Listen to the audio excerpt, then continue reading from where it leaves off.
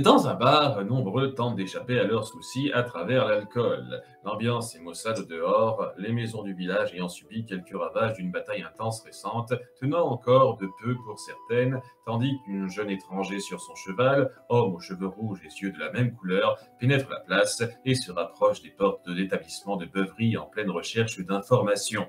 Il inspecte les traces de combat visibles au sol, essayant avec difficulté de les pister, quand il entend alors deux villageois, voyant leur désarroi dans la boisson, en train de discuter à quelques mètres de l'entrée. Ça fait 3 mois que Baki est mort et on subit encore ces attaques de monstres. Je commence légèrement à désespérer et je ne suis pas le seul, inquiète le premier. Le groupe qu'il avait tué s'est dispersé pour aider les chevaliers à gérer ça, mais à cette allure-là, c'est mal parti. Les créatures viennent maintenant de la mer et sont beaucoup moins prévisibles qu'avant. J'ai le second. Excusez-moi, s'immisce le jeune homme intéressé par le sujet de conversation. Ouais, ceux qui ont protégé ce village, ils ne feraient pas partie du groupe que vous avez mentionné, demande-t-il. Il me semble, c'était une fille aux cheveux longs qui portait une épée et une rousse qui utilisait des couteaux. Et vous savez par où ils sont partis après le combat? Vers le sud-est, je crois. La rousse a dit qu'elle avait quelqu'un d'important à voir. Merci. Et sans demander son reste, il quitte l'établissement aussitôt, ainsi que la ville sur son destrier, laissant les deux hommes quelque peu imbibés curieux. C'était qui, ce type? Dans un petit village déjà connu de Férinia, Océane se tient assise face à la demeure qu'elle partageait autrefois avec l'homme qui l'a élevée. Le village pourrait paraître empreint de nostalgie après plusieurs mois d'absence, mais les alentours importent peu à la jeune femme qui n'a qu'une personne en tête pour l'instant. Rokan, ça fait des mois qu'on essaye de s'en sortir sans vous trois et n'arrive toujours pas à vous enlever de mon esprit, surtout toi. Si tu savais le nombre de choses que je regrette de t'avoir impliqué là-dedans, je regrette toutes les choses que je t'ai dites et pour lesquelles je ne pourrai plus m'excuser. Je regrette de t'avoir confondu avec un enfoiré de polymorphe alors qu'on se connaît depuis ma naissance. Elle commence à pleurer sous le coup de l'émotion. Lormiel et moi, on doit rejoindre les autres pour continuer à se battre, mais je tenais à m'adresser à toi avant d'y aller. J'ai le pressentiment que je n'aurai plus jamais cette occasion. Et cette maison est bien plus appropriée qu'une crypte glauque au fin fond de nulle part pour ça. Lormiel, un peu plus loin, attend la jeune femme qu'il observe d'un œil compatissant, alors qu'elle se force à se montrer gaie, s'imaginant parler pour de vrai à feu son tuteur. Tu te rends compte, il a fallu que tu meures pour que je sache invoquer Ondine. Elle lui adresse un sourire franc dans sa tête. Je ne sais pas si c'est un signe, mais à chaque fois que je la ferai venir, j'aurai une pensée pour toi, où que tu puisses être. Adieu, deuxième homme de ma vie. Elle se relève, essuie son visage et s'éloigne, sans regarder davantage derrière elle, pour se diriger vers le sorcier à la sortie du village. « Ça va ?» demande-t-il, le ton grave. Océane lui tape alors le front d'une pichenette. « Vous êtes trop sérieux, professeur. » enchaîne-t-elle légèrement. « Tu me revouvoies ?» Mais non, c'est juste pour te taquiner. Allez, en route. Deux gardes font sortir d'une cellule de prison, sous leur surveillance, un homme aux mains de fer griffées. C'est Lek qui est amené sèchement dans une salle où une tête familière l'attend. « Samnia ?» réagit-il. « Lek !» lui saute-t-elle dans les bras heureuse. « Qu'est-ce que tu fais ici ?» C'est la seule chose à laquelle tu penses alors qu'on ne s'est pas vu depuis plus de 2 mois. Fait-elle alors la moue? Tu n'as pas répondu à ma question. J'ai convaincu Prémort de te libérer. Devient-elle complètement sérieuse, légèrement vexée du ton solennel avec lequel il l'a reçue. Comment il a pu accepter après tout ce que j'ai fait? Semnia n'était pas la seule à plaider ta cause. Il remarque alors Gaïla, qui s'est postée dans un coin de la pièce, sévère, et vient de prendre la parole. Mais je lui ai promis ma surveillance comme garantie. Au moindre faux pas de ta part, j'ai le droit de te tuer et crois-moi, je ne m'en priverai pas. Merci, Gaïla. Lui adresse la rousse, sarcastique. Pourquoi avez-vous autant besoin de moi? Poursuit Lek. Je ne sais pas si tu es au courant, mais de nouvelles vagues de monstres affluent depuis la mort de ton ancien maître. Lui répond l'épéiste. Stel ne peut pas s'en charger. Elle n'est pas tout puissant, il se charge de plus gros flots à ses plocas, mais ce n'est pas suffisant. Ton aide serait plus que bienvenue. Tu penses que c'est mieux de payer pour tes crimes en croupissant derrière les barreaux, ou de racheter un temps que ce soit peu tes fautes, en aidant à arrêter le sang de couler? Lance la chef, fixant le griffu qui se lance dans un jeu de regard sérieux avec elle. Tu as gagné. Je vais chercher mes affaires, concède-t-il en se rendant vers les gardiens. Je savais que tu ferais le bon choix. S'extasie Semnia avec satisfaction. Youpi! pire. Enchaîne sèchement Gaëla. Ce n'est qu'une question d'heure avant le regroupement de l'ancienne équipe qui a prévu un point de rencontre. À l'entrée d'un village de l'ouest de Prémora, Océane et Lormiel font leur retrouvaille avec leurs 3 compagnons, la première relativement excitée de voir leur dernier allié en date de retour. À ce que je vois, il est enfin libéré. Je ne l'ai pas trop de savoir dans une cage. Remarque-t-elle en jetant un coup d'œil sur Lec. Merci de nous aider, lui adresse à son tour Lormiel, plus neutre et plus concis. Lec rougit un peu suite à ces témoignages. Il tente de le dissimuler en baissant la tête. Oh, Lec rougissant, une image que je ne croyais pouvoir apercevoir qu'en rêve. Le taquine l'invocatrice. Gaëla soupire, tandis que Semnia a un petit sourire face à ce tableau. Bon, puisqu'on est presque tous là, il faudrait mettre en commun nos réflexions sur la source du problème. On ne peut pas continuer à enrayer les attaques de monstres indéfiniment. Se reprend-elle, revenant au nœud du problème. Malgré nos recherches, nous n'avons rien trouvé sur le continent qui puisse être la cause des attaques de ces derniers mois. La solution semble assez évidente, poursuit Lormiel. La source n'est probablement pas à Epertia, mais le reste de la planète est plus que vaste et très inconnu. La mer autour de nous a tout juste été finie de cartographier il y a 40 ans de ça, et les quelques îles habitables décelées n'ont jamais été vraiment explorées. Continue Gaëla. Elles sont surtout éparpillées. Chercher à travers l'océan à l'aveugle n'est pas envisageable. Intervient la chef. Pourtant, ces monstres proviennent de quelque part, et tout indique que ce quelque part est sur la mer, affirme le sorcier. À cette allure, on aura tous des petits-enfants avant de trouver ce qu'on cherche. Déplore Océane. Face au blocage de ses nouveaux camarades, Lec est lentement pris d'une réflexion et s'apprête à intervenir. Il y a peut-être... Mais il n'a pas le temps de se faire entendre qu'un cri retentit à l'horizon. Un pauvre vagabond en fuite, hurlant au danger dans la panique, pour qui pourra l'entendre. « Des monstres sont apparus à Iliam !» s'alarme-t-il, attirant l'attention du groupe. Il se tourne vers la direction du cri et aperçoivent à l'horizon, au-delà de l'homme qui s'époumonne, le visage qui se distingue en quelques petits traits à leurs yeux, avec une horde qui s'approche, perçue par juste des points de couleur pour les moins éloignés. Iliam n'est qu'à 1 kilomètre d'ici. Remarque Gaëla. Qu'est-ce qu'on attend? Lance Océane. 4 minutes plus tard, le groupe arrive à l'entrée du village en courant, prêt à se battre. À leur grande surprise, une partie des monstres est déjà exterminée. Ces monstres sont différents de ceux qu'ils ont eu l'habitude d'affronter il y a 3 mois. Ce sont des êtres gris foncés d'1,40 m aux bras élastiques. Ces nouveaux monstres ont été appelés Atrènes par les habitants. Contrairement à l'armée de Baki avant, qui était assez variée et colorée, ces créatures ont représenté l'unique force de frappe à toucher le continent ces derniers mois. Une douzaine d'entre eux se ruent sur le groupe, mais avant qu'ils ne les atteignent, une salve de boules de feu terrasse la moitié d'entre eux. Le groupe tourne son regard et voit celui qui est intervenu, l'homme aux cheveux et aux yeux rouges qui les cherchait tantôt. Il fait un bond vers le reste des créatures et les brûle en faisant jaillir des flammes de ses paumes. Le groupe reste sans bouger quand le jeune homme se tourne vers eux, sourire d'assurance excessif aux lèvres. « C'est vous le groupe qui a vaincu Baki ?» Voyons, il les regarde un par un pour les lister. La jeune invocatrice, le fameux sorcier éternel, l'épéiste, très à mon goût. Gaëla est prise entre vexe et gêne à cette remarque. L'ancien général du prince des ténèbres, tu as été relâché. Et l'aventurière au couteau, Semnia, c'est ça? Termine-t-il cet inventaire, l'audace presque pesante. Tu es Nevis? Réagit cette dernière, surprise. Tu connais Semnia? Demande Océane. C'est le frère de Nova. Répond-elle. Flashback. Devant son tuteur qui le félicitait, l'enfant manipulait la magie de feu avec entrain, ziotant par moments ses parents à l'autre bout de la grande pièce qui le regardaient avec fierté. Excité par ses encouragements à distance, il ne pouvait s'empêcher de faire des flammes qui créaient un petit spectacle. Tu te rends compte, chérie, à 5 ans, Nevis s'est déjà créé des flammes. Il va représenter notre famille avec honneur, se réjouissait la mère. Oui, après la naissance de Nova, j'ai longtemps cru que la honte pèserait sur nous durant toute une génération, mais l'arrivée de son petit frère a plus qu'agréablement changé la donne. Enchaînait le père, soulagé. Pendant cette démonstration, Nevis écoutait avec impétuosité et contentement ses louanges, puis vit d'un coup d'œil son grand frère de 12 ans, une dizaine de mètres derrière leurs parents, que cette dernière n'avait pas remarqué. Ils s'entraînaient au bâton, faisant mine de ne pas avoir été touchés par les propos de leur père. La joie de Nevis se fit alors un peu plus calme, de même que sa manipulation du feu. « On ne se relâche pas, jeune homme !» réagit le tuteur. Mais il se reprit vite pour frimer de plus belle avec sa magie. « Nova avait un frère ?» s'exclame Océane. Il a mis plus d'1 an pour m'en parler. Il n'a pratiquement jamais mentionné la partie de sa vie avant qu'il ne quitte sa famille depuis qu'on s'est connus. Poursuit Semnia.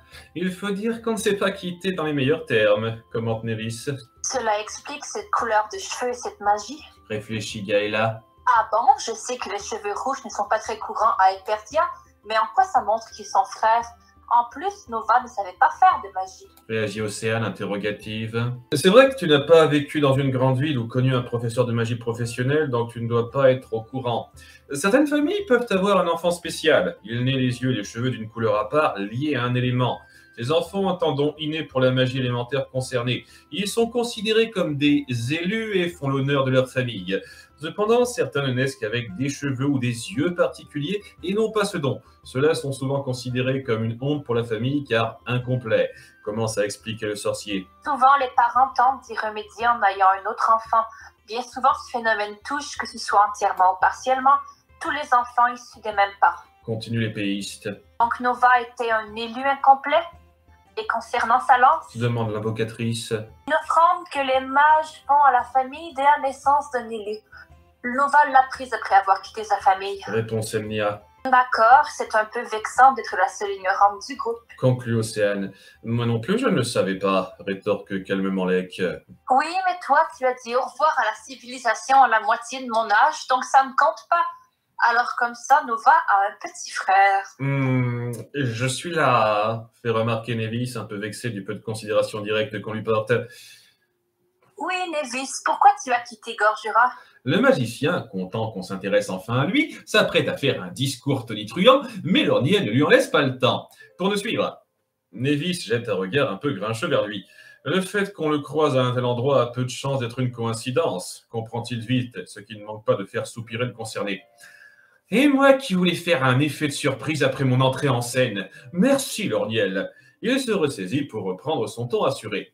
C'est bien ça, je voulais vous trouver. Ce village a eu de la chance. Si vous n'aviez pas été dans le coin, je n'aurais pas pris sur mon temps de les aider. Donc, s'il n'y avait eu aucune chance qu'on te voit à l'œuvre, tu les aurais laissés se faire tuer? Réagit Gaëla. Oui. Non, bien sûr que non, vous ne m'avez pas compris. Je voulais dire que, comme vous n'étiez pas loin et que je vous suivais, j'ai eu l'opportunité d'être là et de les aider. Si avant j'étais passé devant un village qui se faisait attaquer, j'aurais bien entendu, je bafouille alors les vis, perdant vite son assurance. C'est bon, on a compris ce que tu veux dire. Et pourquoi tu tenais à nous voir? Le couple Semnia.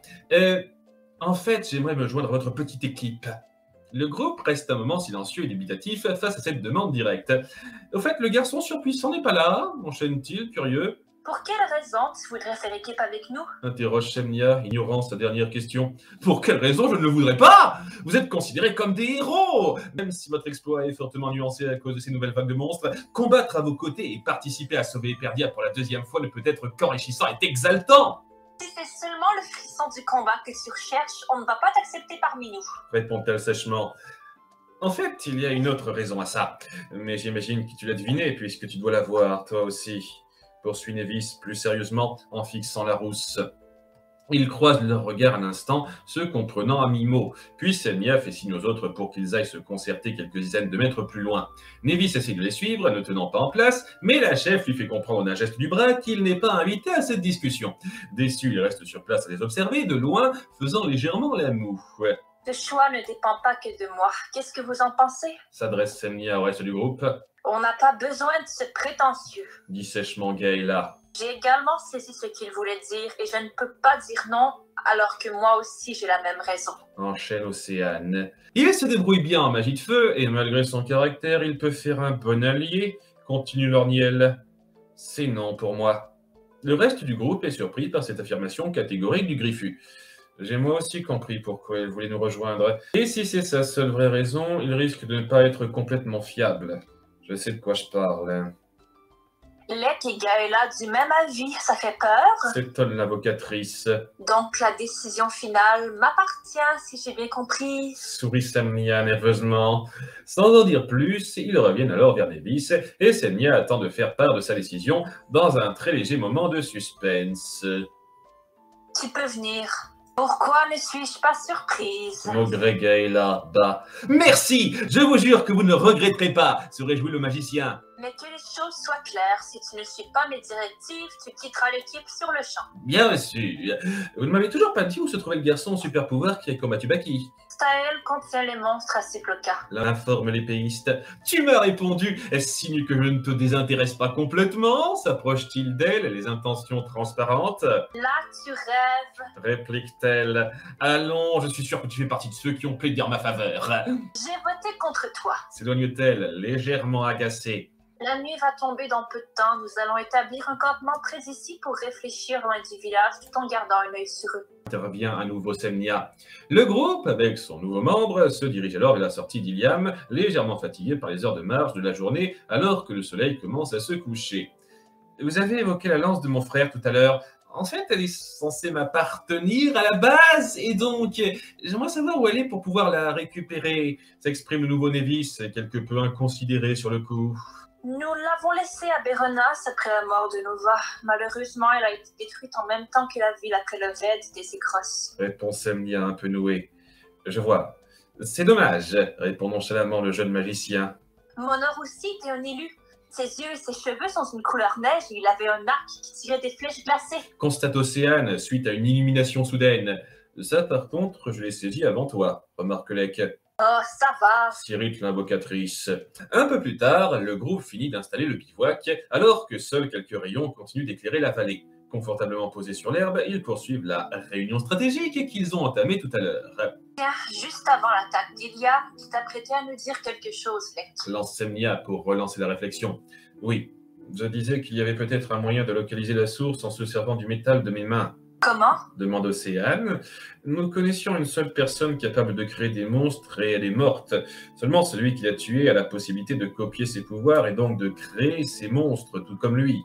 Il est donc fort probable que ce soit lui la cause des problèmes de ces derniers mois. C'est effectivement ce qu'on a conclu, acquiesce Lorniel. Donc là, vous parlez de Baki et Xenakis. Les autres jettent un regard ennuyé sur le magicien qui s'immisce. Juste pour être sûr que je suis bien. En répliquant son corps pour copier ses pouvoirs, Xenakis devient physiquement la réplique exacte de Baki. Or, j'ai toujours pu sentir sa présence grâce aux mains qu'il m'a si charitablement données. En suivant la piste des monstres et en me concentrant sur mes mains, je pourrais retrouver l'endroit où Xenakis a créé ses créatures.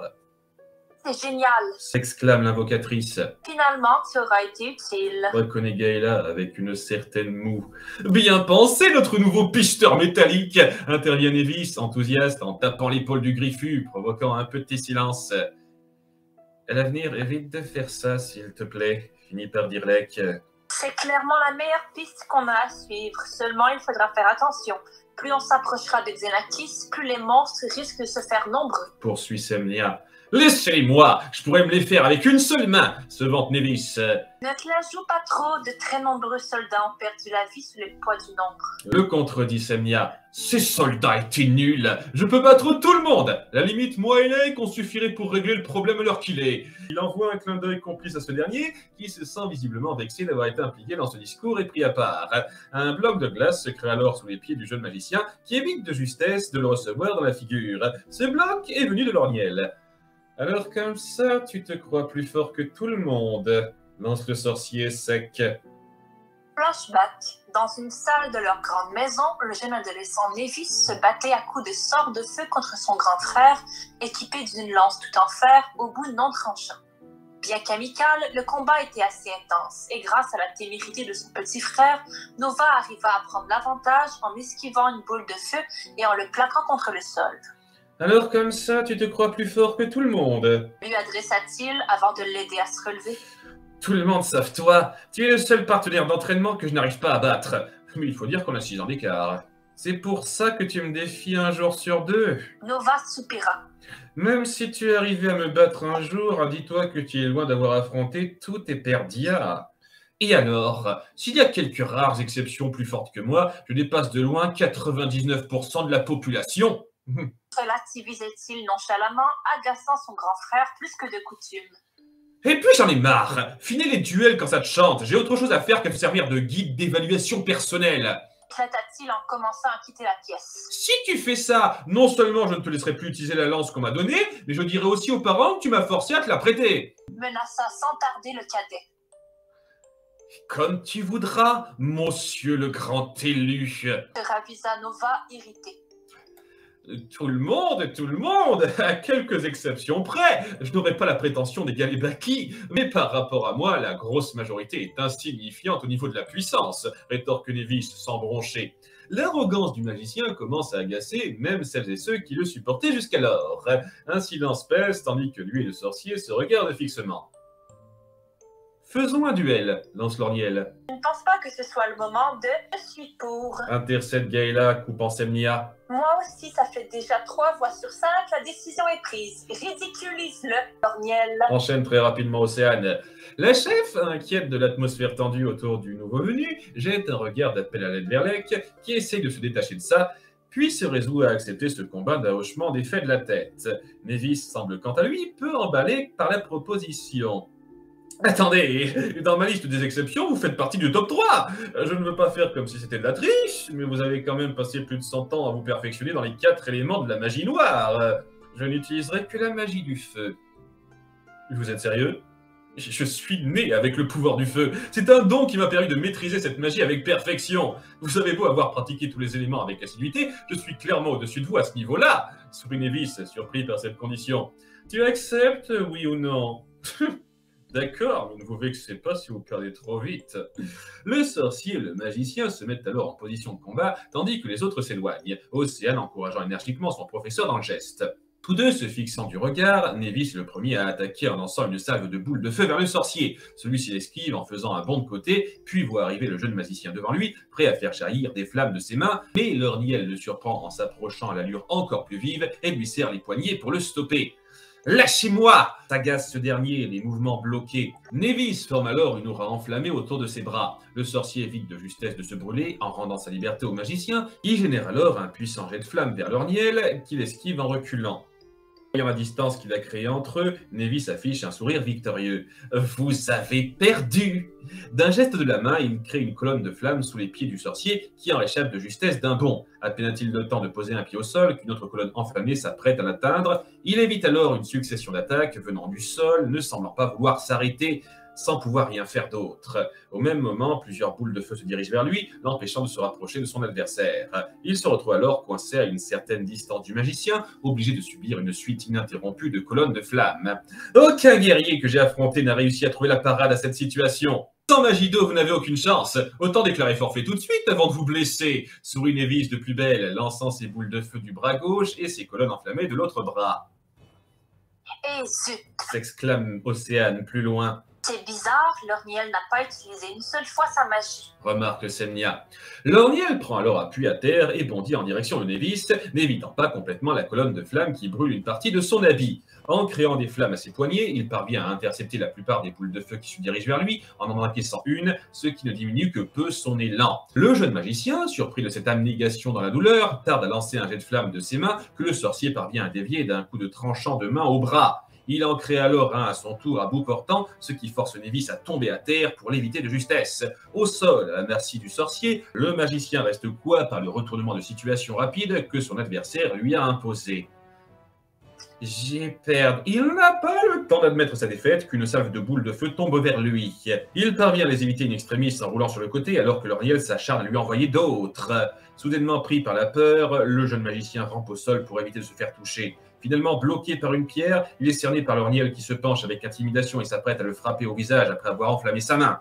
Nevis ferme les yeux de frayeur, puis les rouvre aussitôt, s'apercevant que le sorcier s'est stoppé à quelques centimètres de sa tête. Dans un vrai combat, ton ennemi ne se serait pas arrêté là, achève-t-il en se redressant, tandis que Nevis reste allongé sur le sol, pétrifié. Si j'ai bien compris, tu nous suis pour affronter Xenakis et venger ton frère.